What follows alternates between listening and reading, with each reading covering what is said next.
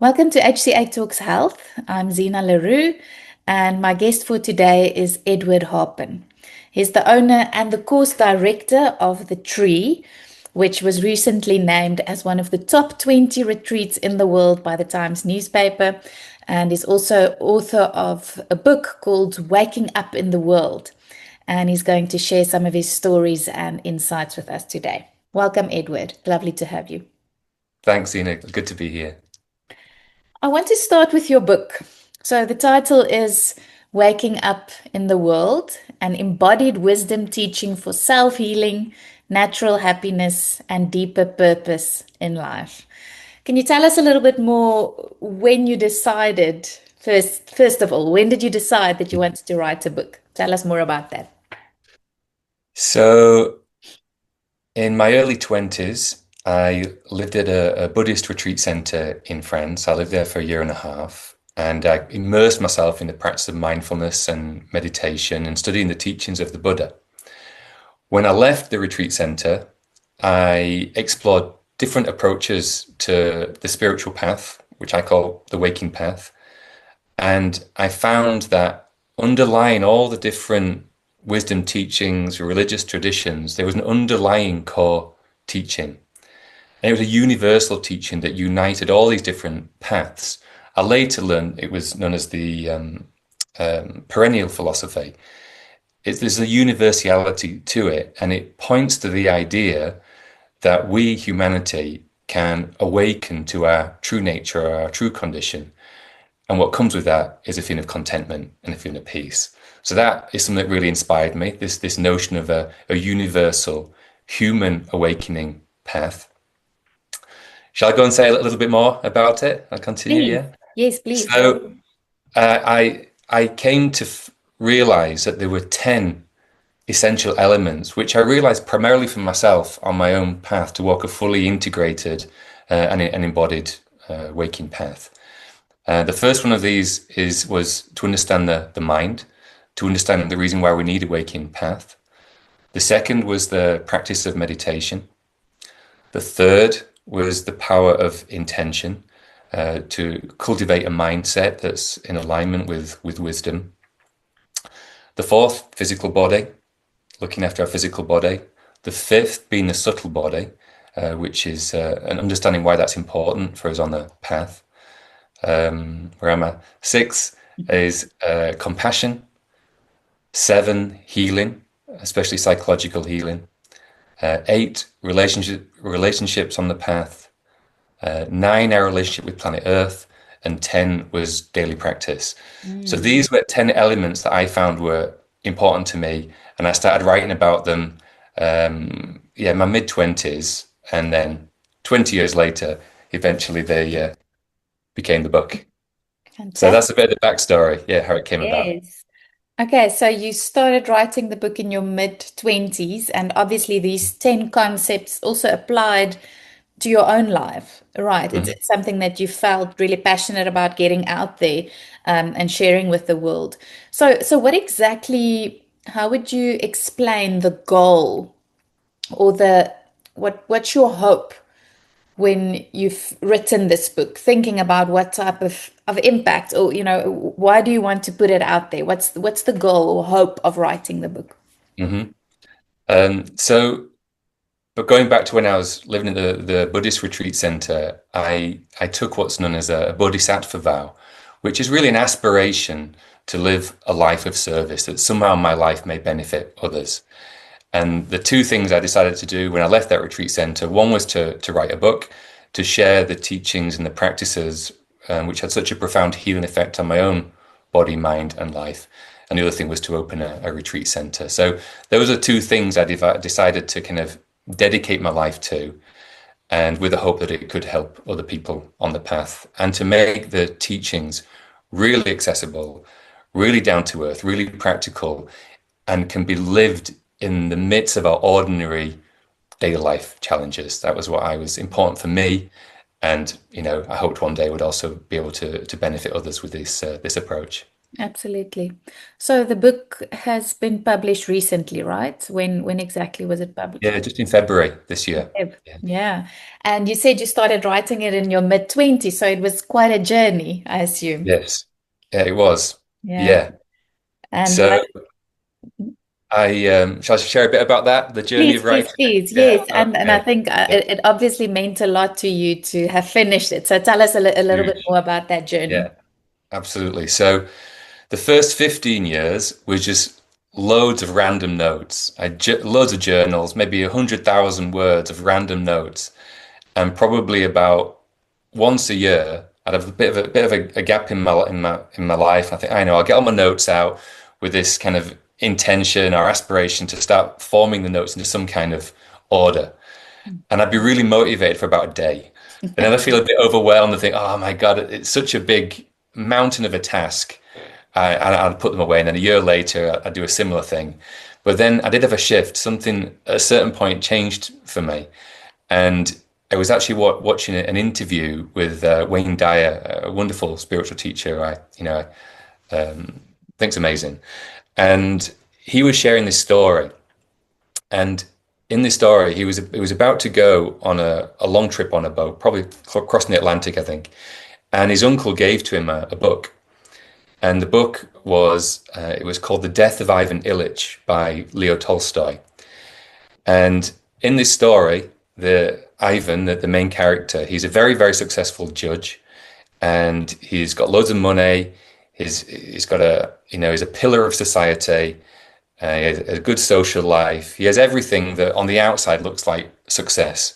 But Mm, in this story, which Wayne was reading, it said that he was restless and he was wretched. He wasn't happy in his life. And then one day, when he was hanging curtains, he stood on a stool to do it, and he falls off the stool and hits himself on the side. And he goes to the doctor to get checked out, and the doctor said to him, "Yeah, you've had a bash on the side, but the tests have shown you've also got a terminal illness. You've not got long left to live." And so the rest of this short story tells of Ivan's impending doom, and he's living with this feeling of deep regret that he wished he'd lived a more authentic life. He wished he'd not followed what society was asking of him and to follow in his heart. And just before he died, he's one morning he's lying in bed, and his nurse comes over and he looks up at the nurse and he says to the nurse, "What if my whole life has been wrong?" And when Wayne Dyer read those words, he said it sent a shiver up his spine. mm, And then Wayne Dyer, he said, at that point, I made a vow that I must not die with my music still inside of me. mm, And then those words sent a shiver up my spine. And I realized that if I was to die next week without writing my book, I would have died with my music still inside of me. And I thought, I don't want that to happen. So if there's one thing I managed to finish in my life is to finish this book. So I started taking it more seriously. I did a writing retreat for a week, and then started writing an hour a day, and eventually, finished the book. So yeah, mm. that's a bit of the journey with it. Yeah. Yes, and that it really is. It's there's a different layer to it. It's not just a book. It's this almost profound achievement, something that you feel like you really wanted to share with the world. It's the music that needs Yes. to come out of you and that you want to share with the world. Yeah. But there's lots of interesting snippets, and I've also read your book, and you mentioned the story in the book and Mm. how that sent shivers up your spine, and I think it probably is something that many people experience at some stage in Mm. their life where they feel like I'm not living my full capacity. I'm Mm. not sharing that music with the world. Do you find that it's something that you often come across that people share with you that they also feel have share that sentiment? I think so. I think there's often kind of an awakening moment in people's lives where they begin to question kind of the instructions for life they've received from society and question, is this really fulfilling me? Mm, Am I really aligned with what makes my heart sing in the world? yeah. And there can often be a transition point. And yeah, I see that a lot of the time. Yeah. You mentioned that the healing effects and just taking us through all of these steps Mm. that you've mentioned in the books, the healing effects were quite useful in your own life. Mm. What exactly was going on for you in your life at that stage? Tell us about what was happening in your life in your mid-20s that you felt like you needed the healing. Can you talk us through that? How I started on the path, how it came about. Yes, Yeah. but more like when you basically hit rock bottom at some stage, Mm. right? And you felt like Mm. you needed that healing. That's where Mm. these concepts came from. So can you tell us more about that stage and that phase of your life and what it was like? Mm. Sure. Um,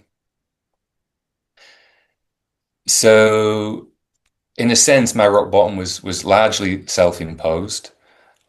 From about 16 years old, I started smoking cannabis quite regularly. In the late 90s, starting going clubbing, that escalated to taking ecstasy and cocaine.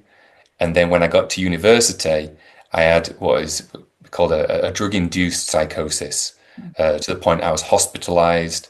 I had to leave university, had to move back to my parents' house, and then in a period of 3 months, I then spiraled into a depression where I had high anxiety, very, very negative thoughts.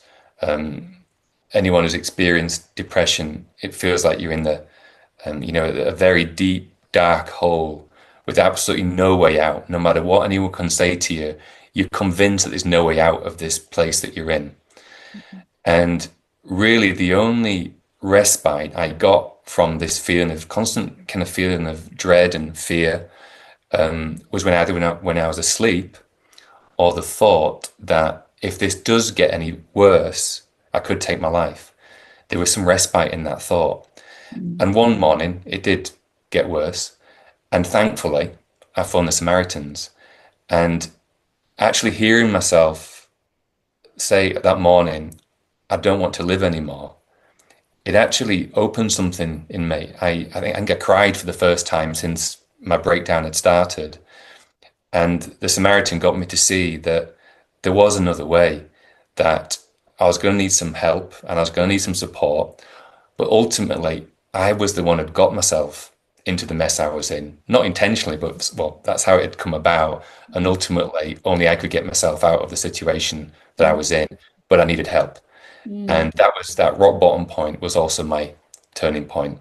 And Mm. actually, I know it sounds quite dramatic when I talk about it now, but I look back at that now, that moment, that difficult time in my early 20s, as kind of like a blessing now.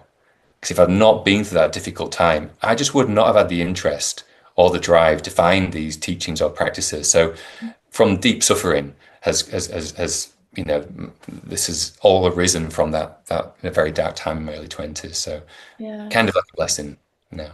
Yeah, so interesting how that rock bottom moment for you really was a turning point and Hmm. actually an opportunity for you to put together everything that what you've learned so far and sharing that with the world in the book, but also in your retreats. So Hmm. tell us about some of the most useful allies on your healing journey. So it was a turning point, but what were some of the first things that you changed and some of the steps that you took to help you to get out of that space? Yeah. Well, at that point, I was diagnosed with a condition called bipolar, where I had this big high and then this big low, and I was told I was going to be on medication for the rest of my life. And I was just 21 at the time, and that idea actually added to my feeling of depression. So I thought, surely there must be something else that can help me. And so that's when I started exploring different approaches, and it was an acupuncturist who recommended to me the practice of mindfulness. And so I found a really good mindfulness teacher, and he encouraged me to just start doing a short 10-minute daily practice and to do that every day. And I've continued that to the present. But when I started it, I don't think I was particularly good at it. I found it quite hard to do, but I did stick at it. And I think after probably about 6 months of the practice, I think probably for the first time in my whole life, I was able to witness the thoughts in my mind. And it wasn't that my negative thoughts stopped. It was just like taking a step back within and realize, that's just a thought. And I don't actually have to believe everything that I'm thinking. And I realized the majority of my struggle and suffering was what was going on in my own head. Yeah. So I would say mindfulness and daily practice have been a foundation throughout the whole of the last, I'm 46 now, last 25 years. So yeah, definitely daily practice. I think taking in that observation, observer role, Mm, like you mentioned, it's not having to take that thought into your identity. It's not me, it's yeah, just the thought. I don't have to believe it. I can imagine that that was really powerful on your journey. very much so. Yeah. Yeah. So, I think it's interesting you've mentioned this earlier, but we kind of talked about the idea of, many people feeling restless and not feeling like they're really fulfilled in their lives and their life has been wrong. The music didn't get an Mhm. opportunity to get out. Um, what do you think? What instructions for happiness are many people following, which you find to be incomplete? I know this is a section in your book as well. I think often people chase success or money or Mhm. something else. So, Mhm. so tell us Mhm. more about that and why you think it's incomplete.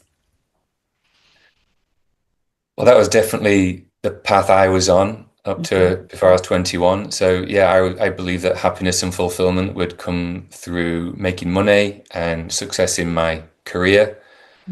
And um, I think obviously I fell off that ladder quite early on, um, and realized that what I really wanted was within me, and it was an inward journey, not an upward journey. And so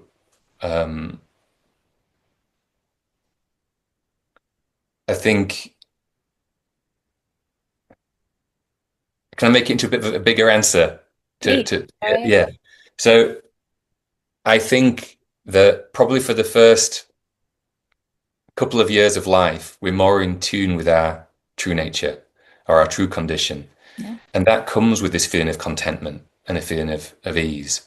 Mm. But it's quite natural as we grow up that we become identified with our ego, our mind, and our body in a sense of feeling separate from other people, separate from the world, separate from the things that we think will fulfill us. And that comes with a restlessness in the mind. What we really want is to come home to the peace of our own nature. But because society doesn't teach us that, we're conditioned to believe that we can achieve peace and fulfillment through career, through status, maybe through fame, making money, relationships. And what keeps us hooked to that belief is because when we do attain the object of our desire, we do temporarily feel good. What we don't realize is that good feeling came from inside of us when the mind became quiet. Mm. So, for example, maybe wanting a new car. I like that in my late teenage years. I enjoyed, I wanted to have the next nice new car. And so leading up to getting that car, the mind has been craving it. Oh, I want the car, I want the car. Can't wait to get the car. And then you get in the car for the first time, you drive it for the first time, you feel brilliant. And what's actually happened is the mind has just in that moment temporarily stopped craving. Yeah. It's become calm. And we've actually touched the piece of our true nature. But without knowing that, we think it's because of the car. Mm. But then, a week later, the car doesn't have quite the same feeling because the habits of the mind are strong. Perhaps we begin then craving something else, a new desire, a new project, and then we latch onto that one, and then we think we've got to achieve that before we can feel peace again, Mm. and on it goes. So that would be my description of the incomplete instructions of life, always looking external for the source of fulfillment. Mm. So Yeah. that attaining the object of your desire, like you said, there's maybe a temporarily a bit of a high there, Yeah. but afterwards the mind will just crave something else. Yeah. So it's kind of never satisfied. So Mm. what is the alternative then? I know you've discussed this a little bit, Yeah. but what would you say? What else? What is a different way to live? Not searching or looking for the next high or achieving success or money. What's the Mm. alternative? I think this is in all the all authentic wisdom traditions recognize that the true source of contentment and happiness and inner peace can only be found within ourselves. And in knowing the depth of our own true nature through various practices. And I think I also want to add in there that doesn't mean that we have to stop having goals and Mm, projects and, making money and having a business, doing all those things. We're just no longer caught in the confusion that the external things will fulfill us.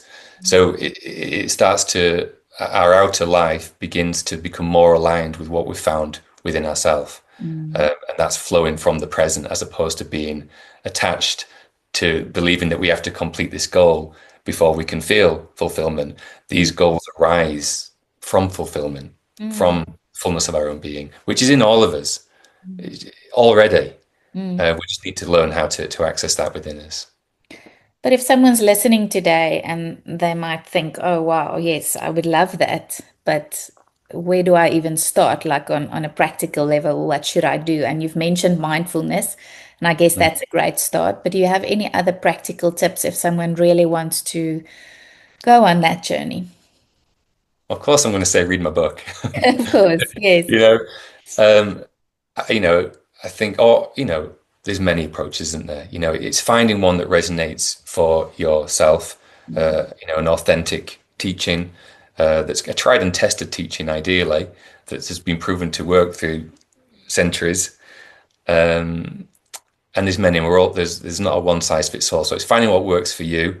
But I think we need to have a teaching to really understand why we suffer unnecessarily and the path to free ourselves from that unnecessary suffering, which involves study, involves practice, going on retreats, cultivating a lifestyle that is more aligned with being present than it is kind of rushing around chasing goals. So it's a kind of a complete shift in mindset that happens, but doesn't happen all at once. For me, it was a gradual process as I began to question what I believed to be true from what I'd received from society growing up and realize, there is another way.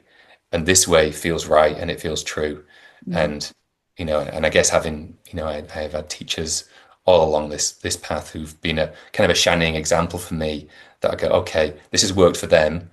I want that in my own life. I'm going to listen to these elders, these people with wisdom and knowledge to help me on my own path. And what has the impact been in your own life? So thinking back to when you were chasing other types of goals and now that you've made that shift, what difference did it make in your life? Well, it changed the direction of my life. I was on the career path of becoming an architectural designer, so that kind of shifted and changed my direction in life. I think these practices have a way of revealing something deeper within you. And so my life changed less about the future goals, more about the quality of the day, more about the quality of being present and actually making that a priority of my life. I think before I came across these teachings, for me, the present moment had just been like a stepping stone to get to the next thing, the next thing. Very rarely was I here. Mm, And I think as I've started to meet people who live their life more presently and just realize now they seem to have an aura of contentment, I think realizing I want more of that in my own life. So it's a shift of, I guess, priorities. So I guess my main priority now is to be present as I go through my day as best I can. mm, Yes, that's the big shift, and that doesn't change me. Still, you know, achieving things and doing things in my life. I still do all that, but I try and do it from being present and yeah. as best I can live my life one day at a time as well. Absolutely. Much easier. Yeah. And I guess a lot of gratitude also comes with that, being in this moment and being grateful for what is instead of always hoping for more or, wanting to achieve something in future. Absolutely, yeah. So there's many tips in your book if someone wants to start changing their perspective and having, some link to that inner contentment instead of Mhm. chasing the outward goals. Mm. Another option, of course, as you've mentioned earlier, and we know you're also the owner of a retreat center, but is going on a retreat. And I guess a retreat could really have a profound impact to make a shift in someone's life and to introduce some of these practices Mm. that could be really useful. Tell us a little bit more about the tree relaxation retreat, and also what it means to you that you were able to put this out there. Mm. I guess the aspiration of the retreat is to be a living expression of the teachings in the book.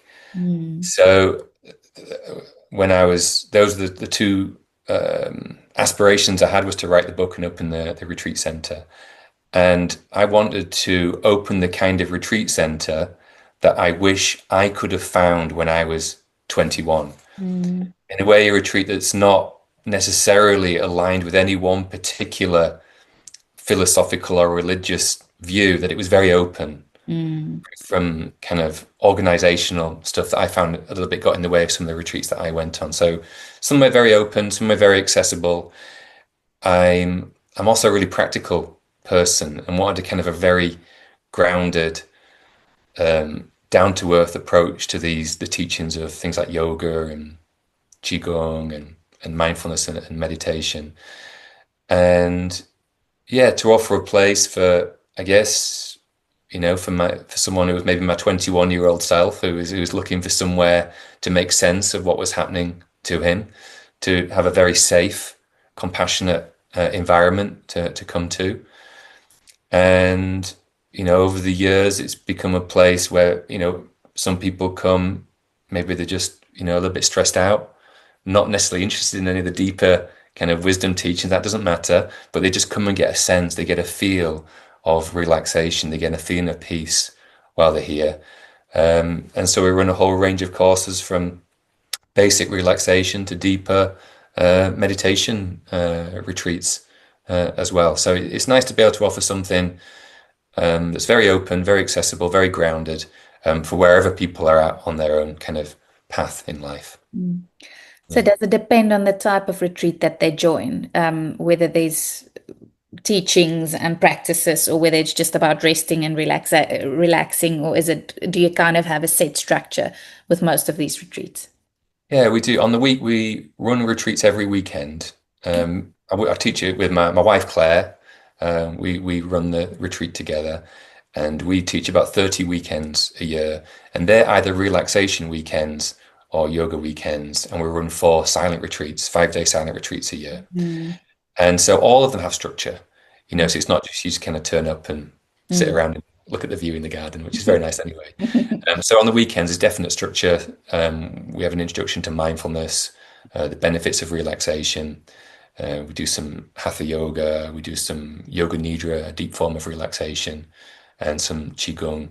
The yoga weekends are a little bit deeper, go a little bit more deeper into some of the teachings, and then deeper still are the 5-day silent retreats. But we are also open midweek as just as a bed and breakfast. So if people do want to come and we're in the middle of North York Moors, beautiful countryside, got kind of like hot tubs, cold tub, sauna. Mm. It's just a very relaxing place to be. So you can also just come and enjoy the place as well midweek. Yeah. Wow, it sounds fantastic. Mm. If someone wants to sign up, do they go to the website? How do they find out more? How can they do Yeah. that? Yeah, our website is www.thetree.earth, and there's all our courses on there. The book's available on there. I've got a series of like 10, they're free to listen to guided practices as well. And Mm. my email's on there if you want to get in touch. So yeah, reach out to me through the website. And your book, if they want to get hold of your book, what's the best way to do that? Yeah, also currently just for sale on either at the retreat center itself or on our website as well. On the Yeah. website. Okay.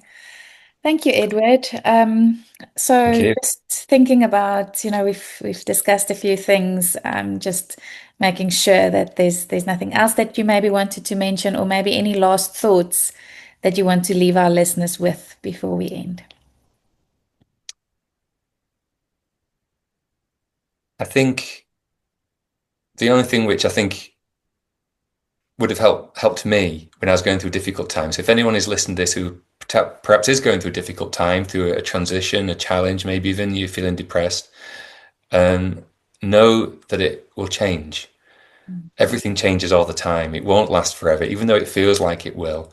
Mm. And I'd really encourage you to reach out for help, reach out for support. It made such a huge difference to me to actually be listened to and actually get some help when I'm going through a difficult time, and just never give up. That Yes. would be my final words. Yeah, yeah. Yeah, so just knowing that there is hope. You don't have to be Yes, stuck in a absolutely. situation. Reach out. There's Yes, always something to do or someone who can support you going through. absolutely. Yeah. Thank you so much, Edward. Thank you for joining us today and Thank you, Zena. sharing your journey with us with such honesty and heart.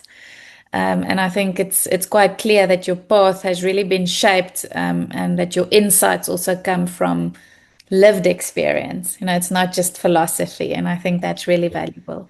So thank you Yeah. so much for joining us and taking out this time to Pleasure. share Thanks so your much, story. Zena. It's been a pleasure. Thank you very Thank much. you. Thank you. Thank you for listening. We hope you enjoyed this episode. Please feel free to share it with friends or family who might find it inspiring. And if you'd like more insights like this sent directly to your inbox, make sure to sign up for our fortnightly HCA Talks Health newsletter. We've popped the link in the show notes. See you next time.